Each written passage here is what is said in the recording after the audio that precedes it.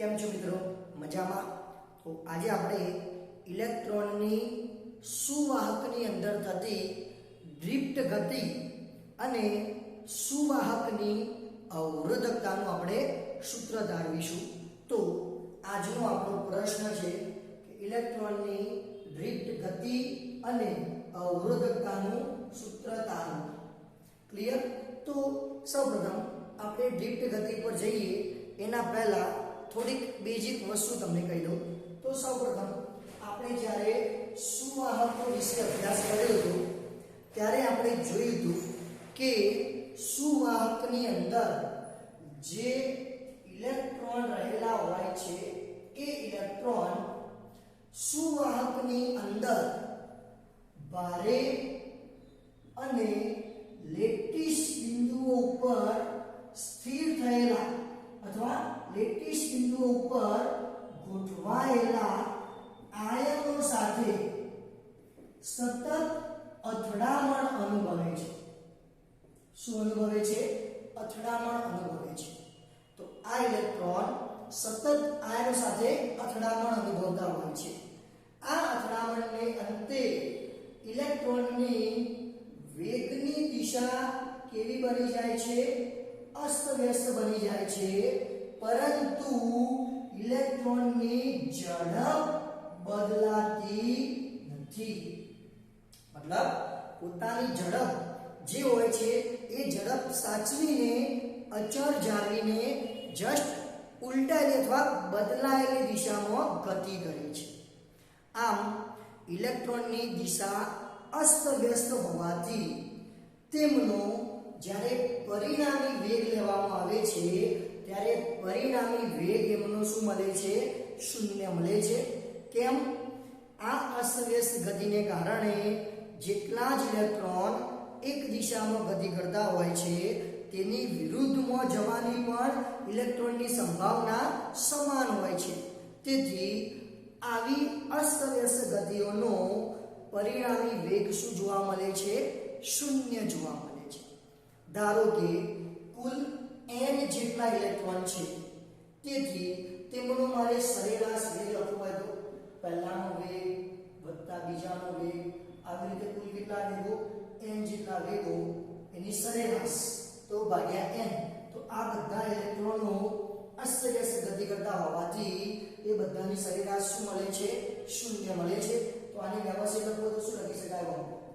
n આગળ લખી દીધું 1/n. આનો સિગ્માનો સ્વરૂપમાં લખો સિગ્મા i બરાબર 1 થી ચાલુ કરી ક્યાં સુધી જવાનું છે? n સુધી. i બરાબર 1 થી n સુધી, vi બરાબર 0.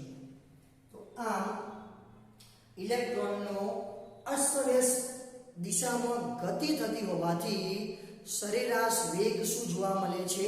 શૂન્ય જોવા મળે છે. ક્લિયર? હવે ઇલેક્ટ્રોનની કોઈક ગતિ આપણે ધ્યાનમાં લઈએ. જોઈએ આગળ. ધારો કે કોઈક ઇલેક્ટ્રોન એ બિંદુથી શરૂઆત કરે છે અને પોતાની અસ્તવ્યસ્ત ગતિ દરમિયાન અહીંયા આગળ આવીને આયન સાથે અથડાય છે. આયન સાથે અથડાયા બાદ એની દિશા ઉલટાઈ જાય છે, બદલાઈ જાય છે. તો અહીંયા આગળ આવે છે, બીજી અથડામણ અનુભવે છે, ફરીથી દિશા બદલાઈ જાય છે. અહીંયા આગળ આવે છે, ત્રીજી અથડામણ અનુભવે છે. લાસ્ટમાં અહીંયા આગળ આવીને પણ અથડામણ અનુભવે છે અને ધારો કે ક્યાં સુધી ગતિ કરે છે? બે બિંદુ સુધી ગતિ કરે છે. તો આ ઇલેક્ટ્રોનનો વિદ્યુત ક્ષેત્રની ગેરહાજરીમાં આયનો સાથેની અથડામણ માટેનો તમે માર્ગ દર્શાવ્યો છે. તો ઇલેક્ટ્રોને ક્યાંથી ક્યાં સ્થાનાંતર કર્યું? એ બિંદુથી બે બિંદુ સુધી સ્થાનાંતર કર્યું. ક્લિયર? હવે હું વિદ્યુત ક્ષેત્ર લાગુ પાડું તો આવડે. જો E જેટલું વિદ્યુત ક્ષેત્ર ડાબી દિશામાં અથવા ડાબી બાજુએ લાગુ પાડવામાં આવે તો શું થાય? જે થાય આપણે હાલ જોઈએ છીએ. પણ પહેલી વસ્તુ એ કે જ્યારે તમે વિદ્યુત ક્ષેત્ર લાગુ પાડશો એ તરત જ ઇલેક્ટ્રોન ઉપર વિદ્યુત ક્ષેત્રની વિરુદ્ધ દિશામાં બળ લાગશે, જે આપણે વિદ્યુત ક્ષેત્રના પહેલા ચેપ્ટરમાં ભણી ચૂકેલા છીએ. તો ઇલેક્ટ્રોન ઉપર હંમેશા વિદ્યુત ક્ષેત્રની વિરુદ્ધ દિશામાં બળ લાગે. આ બળ લાગવાને કારણે ઇલેક્ટ્રોનને પોતાનો કંઈક પ્રવેગ આવે છે. તો એ પ્રવેગ શોધવો તો શોધી શકાય. આમ E જેટલું વિદ્યુત ક્ષેત્ર ડાબી બાજુએ લાગ્યું પાડતો ઇલેક્ટ્રોનનો અસરકારક પ્રવેગ કેવી રીતે લખી શકીએ આપણે? પ્રવેગ એ બરાબર શું સૂત્ર હતું? F/m સૂત્ર હતું.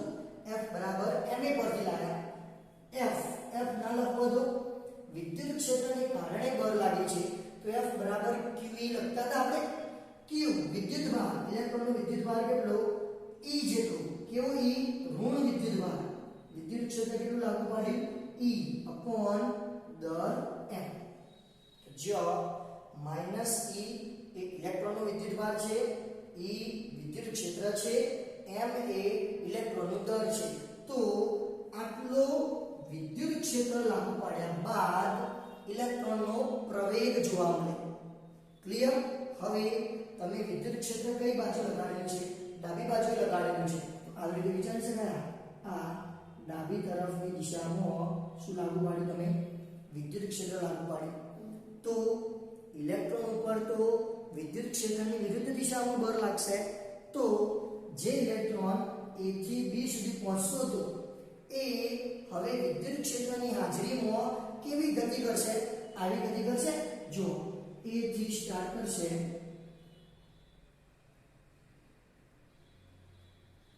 અહીંયા સુધી આવ્યો. કેમ? વિદ્યુત ક્ષેત્રની હાજરી નથી ત્યારે એ સરળ રેખા ઉપર ગતિ કરતો હતો. જ્યારે વિદ્યુત ક્ષેત્ર આવ્યું ત્યારે જમણી તરફ બળ લાગ્યું તો એનો ગતિમાર્ગ સહેજ જમણી તરફ ધકેલાઈ ગયો. તો એ હવે અહીંયા આવવાની જગ્યાએ અહીંયા આવે છે. ચલો ત્યાંથી અથડામણ અનુભવીને અહીંયા આગળ આવશે. અહીંયાથી પાછો આ માર્ગે પાછો અહીંયા આગળ આવશે. અહીંયાથી અથડામણ અનુભવીને અહીંયા આગળ અને અહીંથી ફરીથી અથડામણ અનુભવીને ધારો કે અંતમાં ક્યાં આગળ પહોંચે છે? B' પાસે પહોંચે છે. તો વિદ્યુત ક્ષેત્રને કારણે ઇલેક્ટ્રોન જમણી બાજુ બળ અનુભવતો હોવાથી હવે એનો ગતિપથ આ તૂટક રેખાથી દર્શાવેલો છે એવો બની જાય છે. તો વિદ્યુત ક્ષેત્રને કારણે જે ઇલેક્ટ્રોન A થી B જતો હતો એ હવે A થી ક્યાં આગળ પહોંચશે? B' પાસે પહોંચશે. તો એને અસરકારક કેટલું સ્થાનાંતર કર્યું કહેવાય? આટલું અસરકારક સ્થાનાંતર કર્યું કહેવાય. કેટલું કીધું તમે? B' જેટલું અસરકારક સ્થાનાંતર કર્યું કહેવાય. તો આ B' જેટલા અસરકારક સ્થાનાંતર વખતે ઇલેક્ટ્રોનને જે વેગ પ્રાપ્ત કરેલો હોય છે એ જ વેગને આપણે કયો વેગ કહીએ છીએ? ડ્રિફ્ટ વેગ કહીએ છીએ.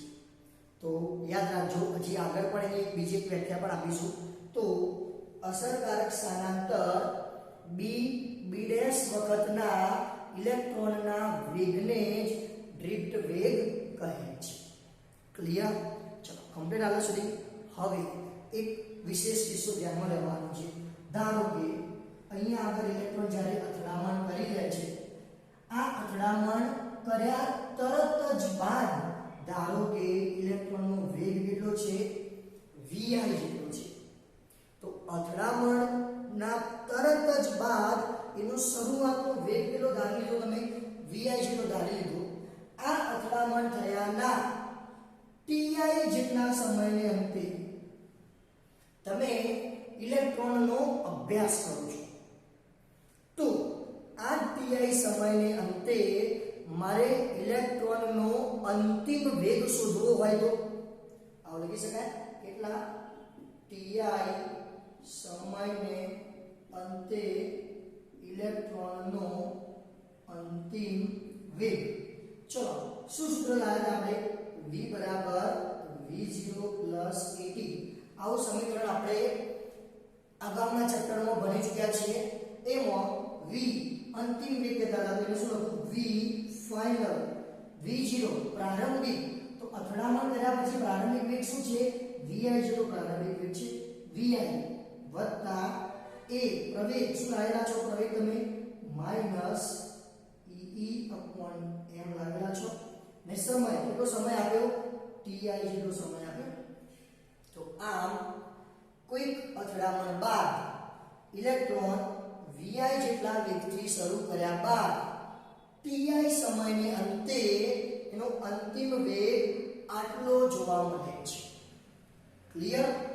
હવે તમે આકૃતિ પરથી જોઈ શકો છો કે આ બે અથડામણો હતી તો એના માટેનો સમયગાળો નાનો લાગ્યો હતો. કેમ? એકબીજાની નજીક નજીક પરમાણુ હતા, તો આ અથડામણ વખતેનો સમયગાળો નાનો મળ્યો. અહીંયા આગળ જોશો તો આ બે અથડામણોની વાત કરશો તો સમયગાળો વધારે જોવા મળે છે. તો આમ આપણે આવું લખી શકીએ કે ઇલેક્ટ્રોનની બે ક્રમિક અથડામણો વચ્ચેનો સમયગાળો નિયમિત હોતો નથી. આ સમયગાળો સતત બદલાતો રહે છે.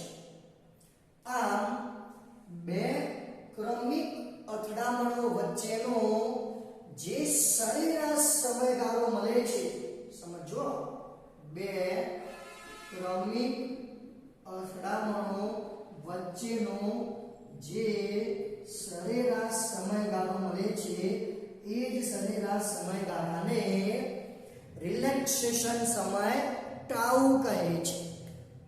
શું વ્યાખ્યા કીધી? ઇલેક્ટ્રોનની બે ક્રમિક અથડામણો વચ્ચેનો જે સરેરાશ સમયગાળો હોય છે એ સરેરાશ સમયગાળાને રિલેક્સેશન સમય ટાઉ કહે છે. તો તમે આકૃતિ પર જોઈ શકો છો. ચલો અહીંયા ઓછો સમય લાગ્યો, તો આ વખતે અથડામણનો જે સમય હશે એ ટાઉ કરતા ઓછો પણ હોઈ શકે. જ્યારે આ બે અથડામણની વાત કરીશ તો આ બે વચ્ચેનો જે સમય આવવાનો એ ટાઉ કરતા વધારે પણ આવવાનો. તો આવું આપણે કહી શકીએ કે ઇલેક્ટ્રોનની અથડામણો વચ્ચેનો જે સમયગાળો હોય છે એ ટાઉ કરતા ઓછો પણ શક્ય છે અને ટાઉ કરતા વધારે પણ શક્ય છે. પરંતુ જે સરેરાશ સમયગાળો આપણે લઈશું એ સરેરાશ સમયગાળાને આપણે ટાઉ કહીશું. ક્લિયર? ઓકે. હવે આ જે સમીકરણ લાવ્યા તમે, આને હું સમીકરણ નંબર 1 આપી દઉં. તો એ જે સમીકરણ 1 લાવ્યા એનું n ઇલેક્ટ્રોનની માટે હું સરેરાશ લઈશ તો આ સરેરાશ મને સરેરાશ વેગ vd આપશે. ફરીથી કહું છું, સમીકરણ નંબર 1 નું n ઇલેક્ટ્રોન માટેનું જે સરેરાશ આવે છે એ સરેરાશ આપણને સરેરાશ વેગ vd આપે છે. તો જોઈ લેજો, સમીકરણ 1 નું સરેરાશ લેતા આવડી જ લેજો. શું રાશિ? v ફાઇનલ નું સરેરાશ બરાબર vi સરેરાશ માઈનસ આ માઈનસ ને આગળ લખી દો e ti સમય કેટલા જેટલો લાગ્યો? ટાઉ. સરેરાશ સમય ટાઉ લખી દો, ટાઉ અપોન m. એનું પણ શું લેવાનું? સરેરાશ. તો આખા સમીકરણનું જે તમે સરેરાશ લો છો એ જ સરેરાશ તમને સરેરાશ વેગ શું આપે છે? vd આપે છે. તો આમ સરેરાશ વેગ vd નું સમીકરણ આવી દીધું. ચલો આની આપણે જરૂર નથી તો હું શું લખી શકું? સરેરાશ વેગ vd બરાબર vi સરેરાશ minus e tau upon m. કેમ? તમે ti ની જગ્યાએ તો કયો સમય લખી દીધો છે? સરેરાશ સમય લખી દીધો છે ટાઉ. હવે આ જુઓ તો શું કહેવા માંગે છે? vi ની સરેરાશ. તો આ તમે લાવી ચૂકેલા છો કે vi બધા જ કણોની શરૂઆતનો વેગ અસરેરાશ હોય છે, એની સરેરાશ શું મળે છે? શૂન્ય મળે છે. તો vi સરેરાશ શું બની જાય? શૂન્ય બને. શું મળે? vd બરાબર minus e tau upon m, જે ડ્રિફ્ટ વેગનું સમીકરણ મળી ગયું આપણને. ખાસ યાદ રાખજો, ડ્રિફ્ટ વેગ vd બરાબર -e tau upon m. તો હવે આપણે ડ્રિફ્ટ વેગની અને ડ્રિફ્ટ ઘટનાની વાત કરીશું. તો જોઈ લો અહીંયા તમે લાસ્ટમાં જે લાયા આ vd લાયા એ એક પ્રકારનું શું દર્શાવે છે? સરેરાશ વેગ દર્શાવે છે. સમજો, અહીં જે ઇલેક્ટ્રોન હતો એ ઇલેક્ટ્રોનને પોતાનો કંઈક પ્રવેગ હતો. જો તમે પ્રવેગ પર લાવી ચૂકેલા છો અને શું લાવી ચૂકેલા છો? સરેરાશ વેગ પર લાવી ચૂકેલા છીએ. તો આમ અહીં પ્રવેગિત ગતિ કરતો ઇલેક્ટ્રોન કંઈક સરેરાશ વેગ પણ ધરાવે છે. આ ઘટનાને ડ્રિફ્ટ ઘટના કહે છે અને આ જ વેગને ડ્રિફ્ટ વેગ vd કહે છે. તો આ સમીકરણ લાવ્યા બાદ અહીંયા આગળ આવી જવાનું કે આમ ઇલેક્ટ્રોન પ્રવેગિત ગતિ કરતો હોવા છતાં કંઈક શું ધરાવે છે? સરેરાશ વેગ ધરાવે છે. આ ઘટનાને આપણે ડ્રિફ્ટ ઘટના કહીએ છીએ અને આ વેગને ડ્રિફ્ટ વેગ vd કહીએ છીએ. ચલો ક્લિયર? તો જે તમારો પહેલો પ્રશ્ન હતો કે ડ્રિફ્ટ ગતિ વિશે સમજાવો, તો ડ્રિફ્ટ ગતિનું તમારે સમીકરણ આવી ગયું. હજી અવરોધકતાનું આપણે સૂત્ર તારવવાનું છે. ચલો, અવરોધકતા માટે ફરીથી વિદ્યુત ક્ષેત્ર કઈ દિશામાં હતું? ડાબી દિશામાં હતું. એને લંબ રૂપે હું કોઈ ક્ષેત્ર પર વિચારું. સમજો અહીંયા. ચલો, એ આ ડાબી તરફની દિશામાં શું દર્શાવ્યું? વિદ્યુત ક્ષેત્ર દર્શાવ્યું. એને લંબ રૂપે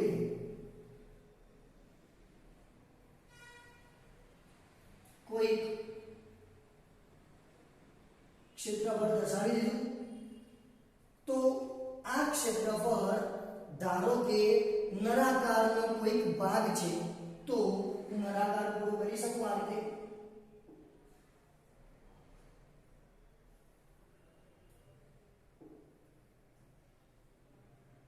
તો તમે કહી શકો કે નળાકારનું ડાબી બાજુનું ક્ષેત્રફળ અને જમણી બાજુનું ક્ષેત્રફળ. તો આ ક્ષેત્રફળ વિદ્યુત ક્ષેત્રની કેવી રીતે દેખાય છે? લંબ રૂપે જોવા મળે છે. તેથી આવું કહી શકાય કે ડાબી બાજુનું જે ક્ષેત્રફળ થયું એને હું લંબ ડ્રો કરું તો એને લંબ ડ્રો કર્યો તો એને જે લંબ ડ્રો કરો તમે એ લંબ કોની દિશામાં જોવા મળે છે? વિદ્યુત ક્ષેત્રની દિશામાં જ જોવા મળે છે. અને વિદ્યુત ક્ષેત્ર કઈ બાજુ છે? ડાબી બાજુએ છે. તો આકૃતિ દોરી દીધી. એક ક્ષેત્રફળ લીધું જે વિદ્યુત ક્ષેત્રને લંબ રૂપે હતું. એક ક્ષેત્રફળ નળાકારનો ભાગ હતો, તો નળાકાર કમ્પ્લીટ કર્યું.